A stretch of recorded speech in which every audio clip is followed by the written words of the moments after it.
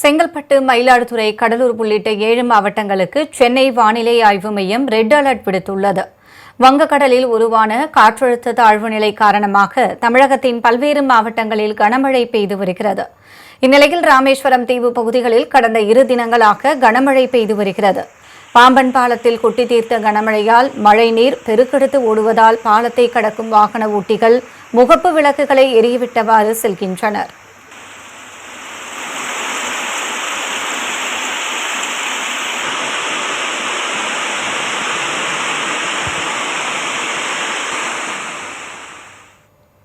தூத்துக்குடி மாவட்டம் சூரங்குடி, கழுகுமலை, கயத்தார், கடம்பூர், எட்டயபுரம், விளாத்திக்குளம் உள்ளிட்ட பகுதிகளில் கனமழை பெய்து வருகிறது. மாவட்டம் முழுவதும் 84.50 மில்லிமீட்டர் மழை பதிவாகியுள்ளது. செங்கல்பட்டு மாவட்டம் மதுராந்தகம், செய்யூர் உள்ளிட்ட இடங்களில் கனமழை பெய்து வருகிறது. சாலைகளில் மழைநீர் பெருக்கெடுத்து ஓடுவதால் வாகன ஓட்டிகள் கடும் சிரமத்திற்குள்ளாகியுள்ளனர்.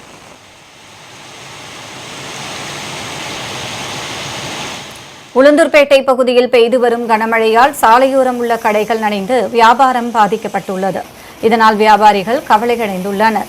முன்னால் செல்லும் வாகனங்கள் தெரியாத அளவிற்கு மழை பெய்து வருவதால் வாகன ஓட்டிகள் முகப்பு விளக்குகளை எரியவிட்டவாறு செல்கின்றனர்.